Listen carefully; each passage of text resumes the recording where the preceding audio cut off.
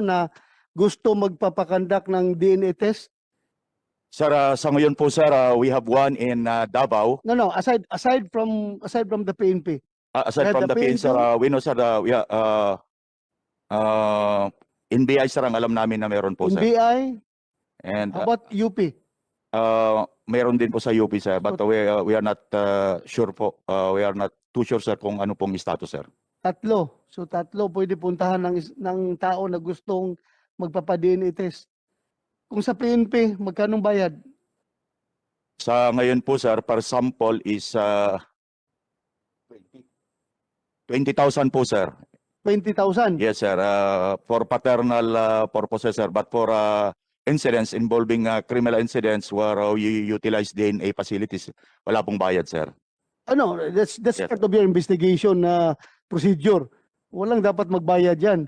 Yun lang paternal claims. Opo sir, paternal claims sir ang kadalasan nag-avail ng ating facility sir. So binagbabayad ng 20,000. Yes sir. Thank you.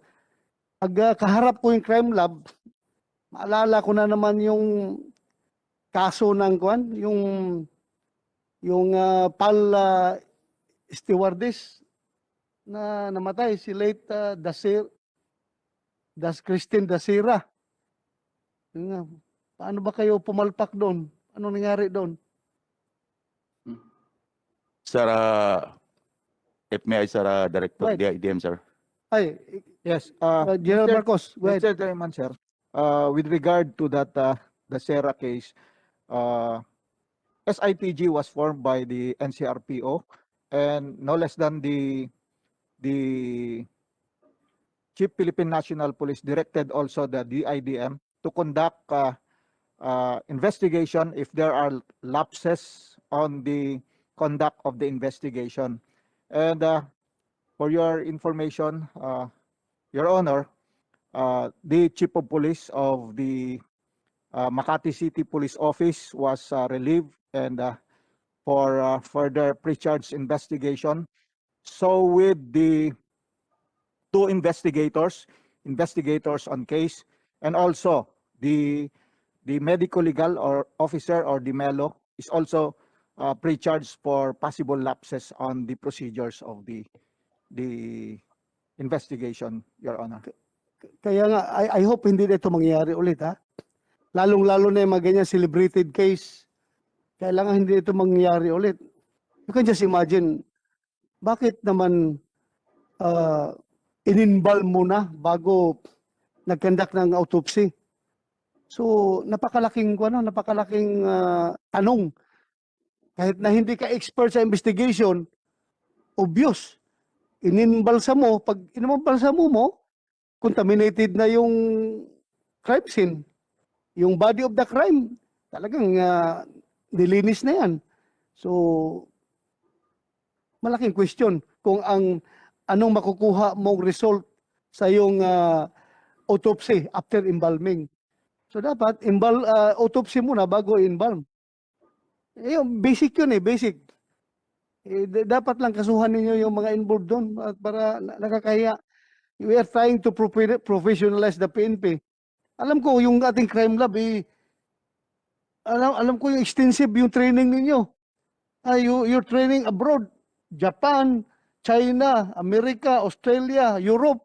Papadala kayo ng mga forensic experts ninyo. Tapos yung mga gamit nyo dyan, donated by ibang countries na napakaganda, state of the art. And ngayon, gano'n kasimple na procedure, papalpak tayo, nakakaya. But, Your Honor, sir, if I may, Your Honor, we have, during this pandemic, Your Honor, we have a new guidelines that was created or formed because of the pandemic. Now, as for the reason of the medical legal, Your Honor, it was stated in the new guidelines for the new normal on the autopsy of cadavers. He said that, initially he said that the victim has a travel in other places. She came from a hotel that is a quarantine hotel. So with that, Your Honor, in the new procedure, he conducted they call it soft embalming. So that is his reason, Your Honor. But then, as I've said, Your Honor, we are still investigating it if there are detailed procedures that he was not able to follow, Your Honor. Yes, ganun pa man, mali pa rin ang procedure talaga. Kahit na meron ka sinusunod na ginawa mo na panangga yon, ginawa mo na lang depensa yung guidelines na yon. But still, logic will tell you na mali yung ginawa mo. Kahit anong gawin mong depensa doon, medyo mali talaga yun. But anyway, so much for that. Meron pang ibang gustong magbigay ng opinion about the forensic DNA database bill sa ating mga nasa online, virtual, depensa doon. Magkano bang Mali talaga gagastusin yun. nito? But anyway, Sir, for setting up a new facility, sir, if we are planning to put up additional, sir, infrastructure for DNA facility costs around 219 million po, sir. But and for the maintenance, usual maintenance, sir, sa tatlo po natin for 2020, albeit pandemic time, sir, we were sir, nakagastos po kami sa mga authorization nito ng 51 million maintenance for the 3 facilities last year, sir. saan nga itong 3 facilities na ito? Sir, Kindly identify the 3 facilities. sir, the 3 DNA facilities that we have one at the Tanong national namin headquarters, sa'yo kung one saan mo in gustong kumain. Sumagot ka na Davao ng City diretsyon and kasi another kung in Cebu ayaw City, mo sir. sa In pinuntahan the namin mga regional crime lalaki, lab offices, magrereklamo thereat, ka sir. na bakit tayo nagpunta dito. Pag nagpapabili kayo ng milk liquors, How about siguraduhin nyo to- naman, sasabihin nyo kung anong flavor yung bibilin namin. Wala nang Kasi kung gustong sasabihin bahala, tapos magrereklamo ka na hindi masarap tong flavor na binili namin, kami pa yung may kasalanan sa huli. Eh, sinabi mo naman sa amin na ikaw Yes, sir. na bahala. Ngayon, alam nyo na bakit wala akong jowa kasi Yes, sawag-sawa. yes, sir. Sabog na yung Secretary utak Aguirre, ko. sir. Attorney Aguirre, sir. Good morning po, sir. Good morning, Senator Tolentino, Senator Amy Marcos, and the other members of the Senate who are listening online, and of course, the other resource persons.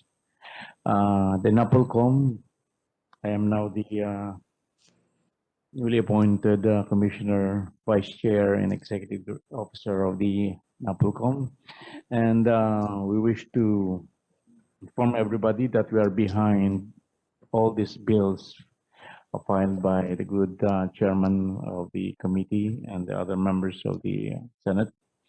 And with respect to this Forensic Database Act, DNA Database Act, the NAPOLCOM recognized the compelling reasons for utilizing science and technology in aid of law enforcement.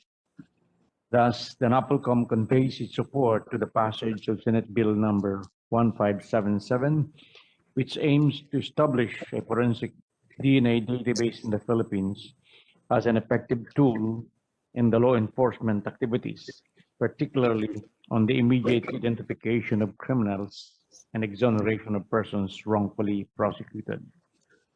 In this regard, NAPOLCOM's specific recommendation or inputs are as follows. 1, given the volume of work to be performed by the DNA Laboratory Division of the PNP's Crime Laboratory, we respectfully recommend the upgrading of said unit to be able to accommodate the additional workload and to be able to timely and properly perform its functions under the proposed bill. Number 2, the purposes of identifying who are the members of the law enforcement agencies in relation to Section 9, that is, collection of DNA sample, we respectfully recommend that reference be made to the membership of the National Law Enforcement Coordinating Committee, NALECC. And lastly, for Section 20, refusal to give sample, we respectfully recommend that appropriate summary dismissal proceedings for members of the PNP or administrative cases for members of the other law enforcement agencies, or court-martial proceedings for the members of the AAP. Be likewise initiated for failure or refusal of subject personnel to give DNA sample. These are the contributions or the proposals coming from your NAPOLCOM, Your Honors. Thank you, sir. Attorney Vitaliano Aguirre, sir, the Vice Chairman, the new Vice Chairman and Executive Officer of the NAPOLCOM.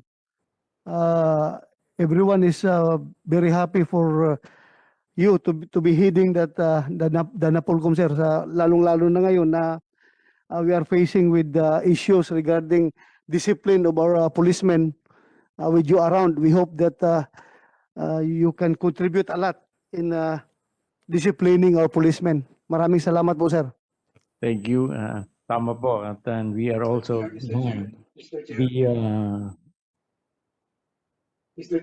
the passage of the bill of Senator Marcos with respect to ES. But we would like to be to include also our proposal that the same be more or less independent of the PNP. But that would be for the details, Your Honors. Noted, sir. Thank you very much. Mr. Chair. Senator Tolentino is recognized. Chair, I just would like to second what you mentioned a while ago with the presence of Secretary Aguirre. Perhaps NAPOLCOM can now be on the verge of expediting all pending cases. And perhaps the legal acumen of Secretary Aguirre can be put of use to the entire PNP family if he can multitask. We appreciate his acceptance of the job and we wish him well. Yun lang po, Mr. Chairman.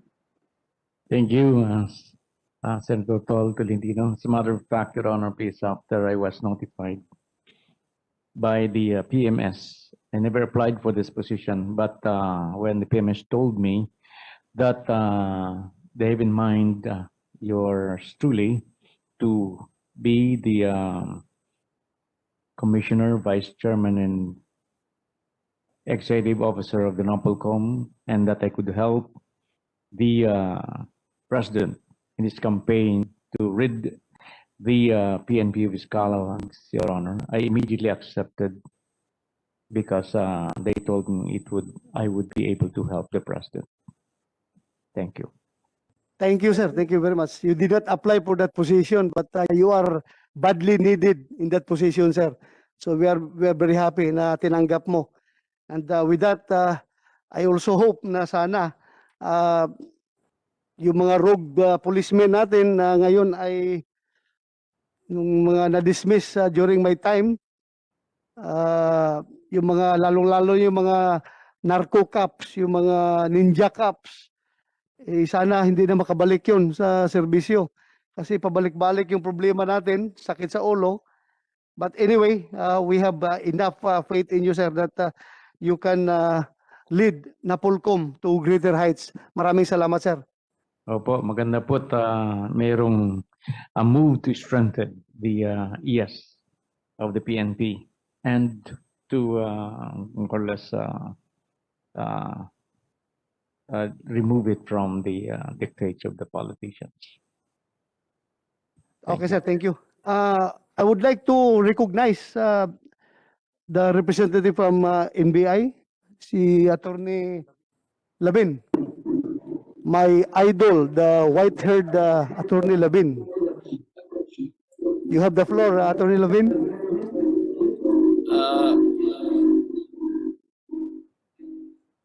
Good morning, Mr. Chair. Nag-iiko, Attorney Labin? Nag-iiko? You should unmute. Yes, good morning, Go Mr. ahead, Chair. go ahead.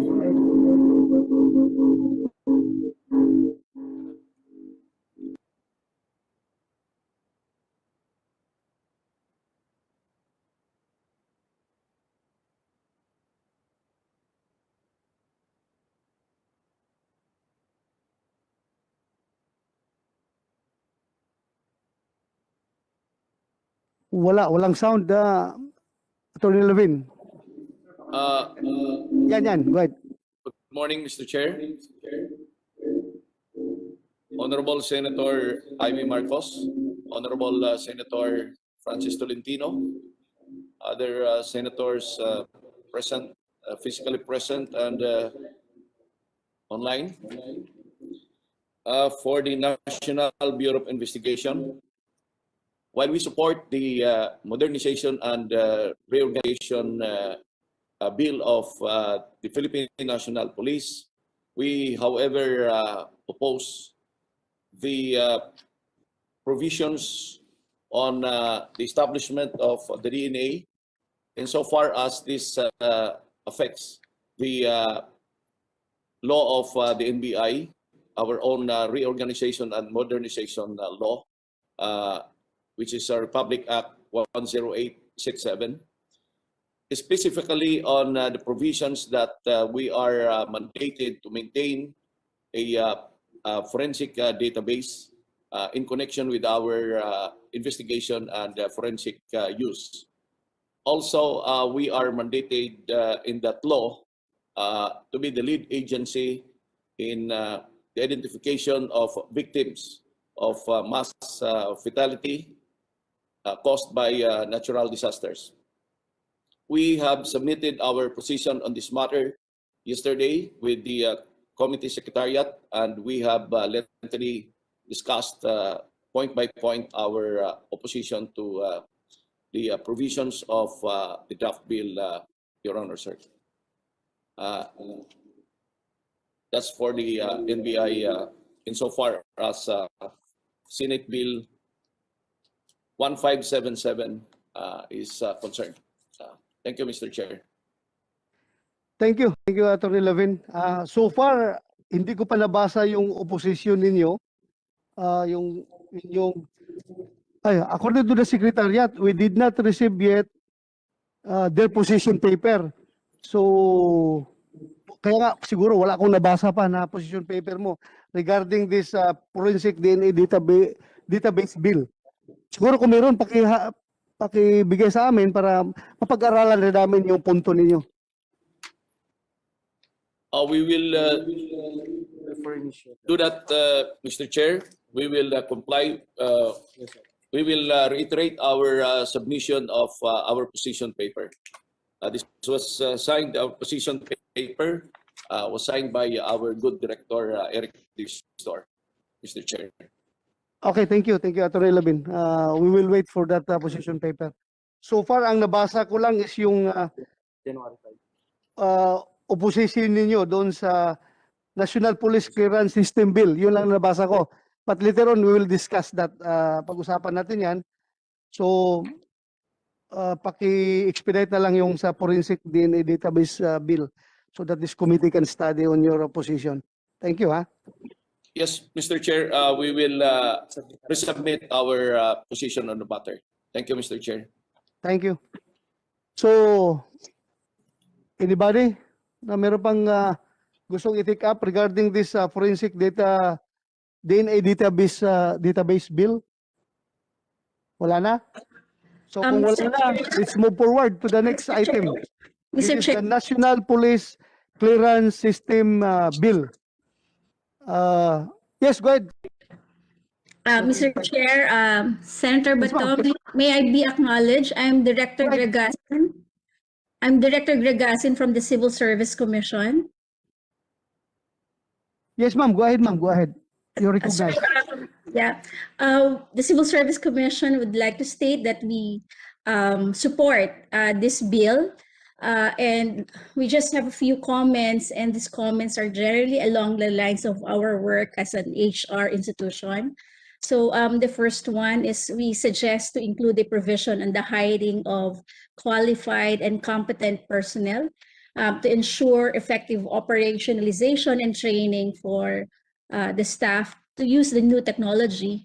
And second, you might want to consider increasing the penalty on the unauthorized disclosure of information, especially if it's used for profiteering.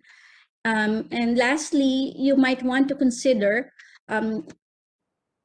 establishing an external body which might be called an operations review committee for process audit, from collection of biological samples to handling to storage of the samples. Maraming salamat po, Chair Bet. Yes, ma'am. Thank you. Thank you very much for that, for your contribution. They are very well noted. We submitted po yung position paper to you just a few minutes ago, I think. Yun nga, akala ko, wala pa akong nabasa eh, kaya please submit your position paper. Ang nakita ko lang na position paper nyo dito is your opposition to some provisions of the PNP-IAS reform bills. Yun ang nakita ko. Opo, it was already forward. Opo, na-forward na po. Pasensya na po ngayon lang. Thank you. Okay. Salamat. Maraming salamat. So, from here, we will proceed to the third item, the National Police Clearance System Bill. May recognize General Marcos for Mr. his, Chairman, we have prepared a short snapshot and presentation for this purpose, Your Honor. Go ahead.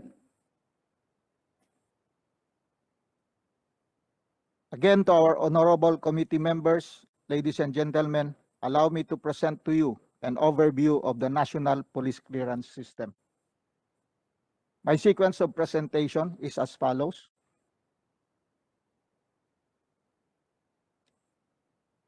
Next slide. The legal basis or the NPCS authority.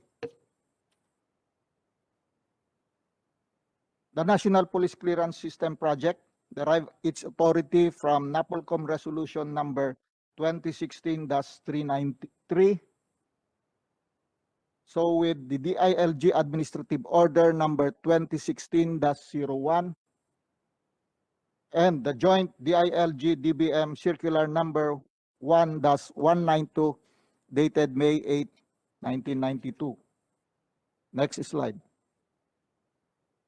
Thus, the PNP issued Memorandum Circular number 2018-020 on May 8, 2018, setting the guidelines and procedures in the implementation of the NPCS. I will present to you first the traditional police clearance to better appreciate the NPCS. Next slide.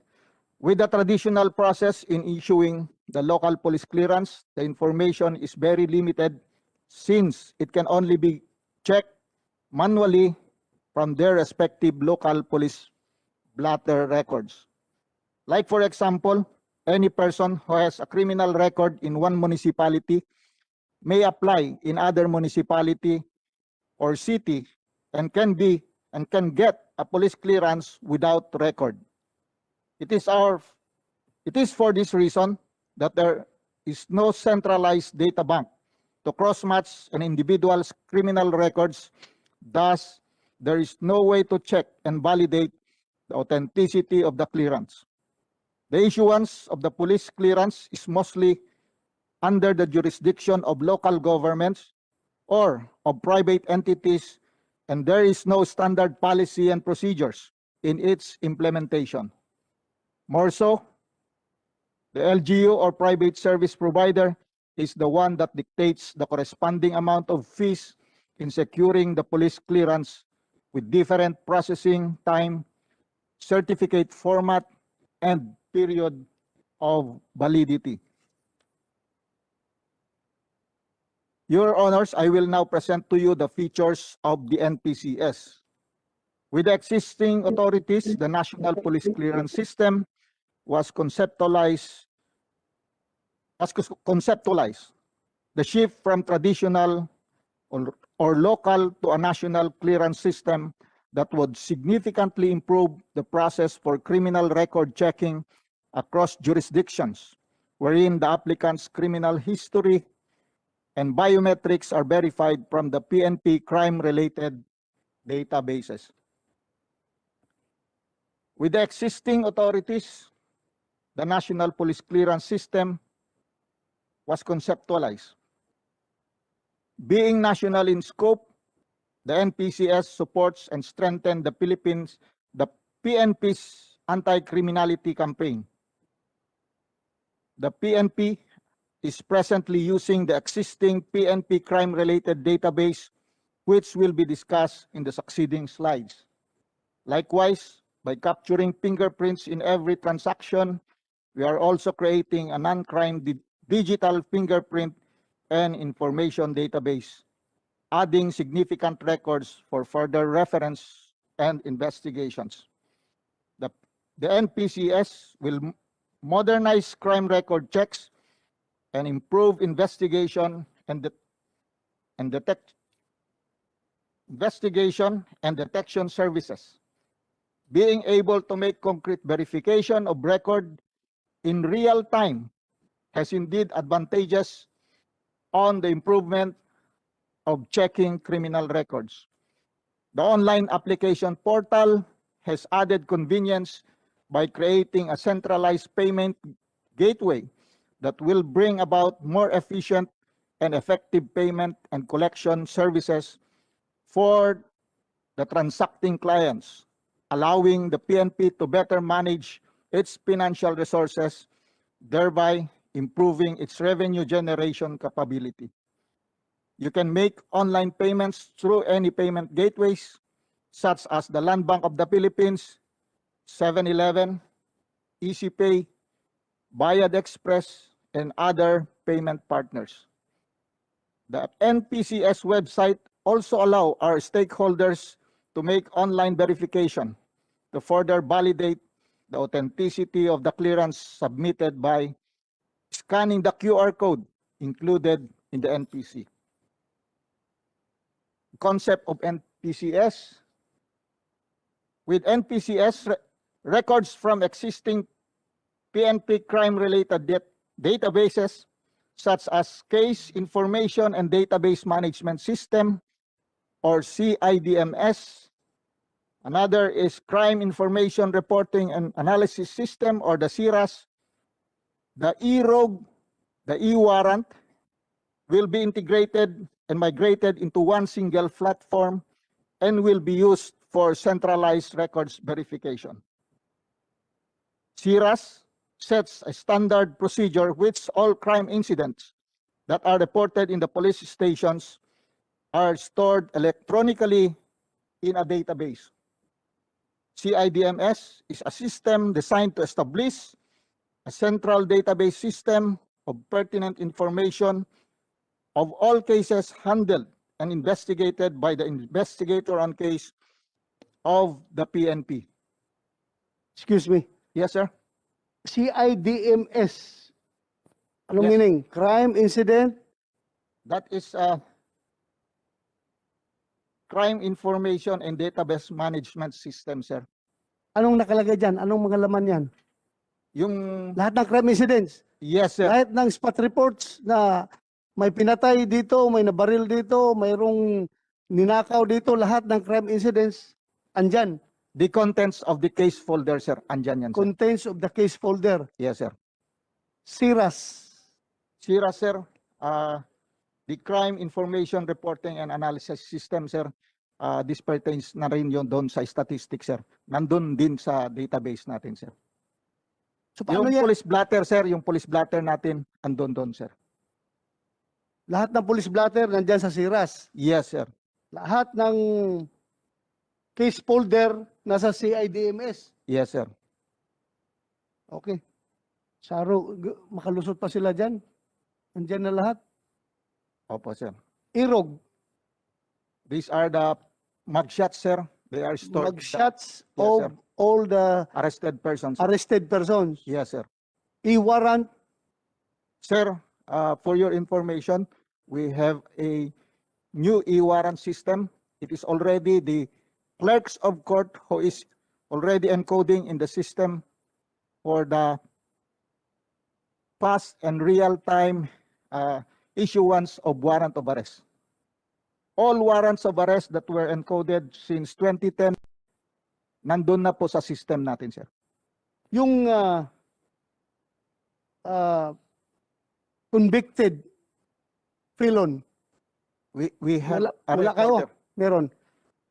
Sir, we just started the enhanced e-warrant.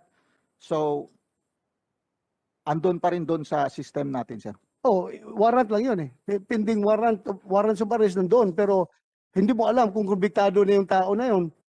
Sir, in the Kagaya kasi yung ginagawa ng NBI, lahat ng records ng convicted nandun sa kanila. So, meaning, kulang ka dyan, kulang pa kayo. No, sir. As I've said a while ago, sir, doon sa case information and database management system, andun rin yun, sir. Na-update yun, sir, kung ano. Lahat ng mga konbiktado, Yes, sir. Ina-update ng investigator on case natin in the police stations. okay. Tama. Kasi sila man ang may hawak ng case folder, di ba? So sila nagmumonitor kung convicted na ito sa kanyang kaso na kinakarap. So sila rin mag-encode doon at the police station level. Yes, sir. Sige, go ahead. Continue. Thank you, Your Honor. The enhanced e-warrant system, the latest innovation developed by the PNP, where all warrants of arrest were electronically stored so that they can be accessed by all police stations nationwide. It is no longer being issued manually by the court, and the court clerks are already directly encoding the information to the system that produce the warrants of arrest. It will help our investigators nationwide with the verification of outstanding warrants of arrest and be able to arrest fugitives in the country. This is an important tool for us in the PNP to improve our crime solution efficiency and arrest more criminals since it is hooked to the Npcs. Allow me to present to you the Npcs process and verification flowchart. Next slide, please. Shown on the screen is the Npcs flowchart, and as shown, the applicant shall visit the Npcs website to register an account. Once done, he is now ready to set an appointment by selecting police station, choose an appointment date, and mode of payment. The applicant will then pay to any land bank, 7-Eleven, EasyPay, or any NPCS payment center. Then secure the payment confirmation slip and the official receipt. On the day of his scheduled appointment, the applicant will proceed to the police station and present his proof of payment and 2 valid IDs and be ready to give his biometrics, photograph, and fingerprints. The processing time is only 2 to 4 minutes for each application. Walk-in applicants may proceed directly. Yes, sir. General Marcos, 1 minute break lang muna tayo. Opo, sir. The hearing is suspended. 1 minute suspension.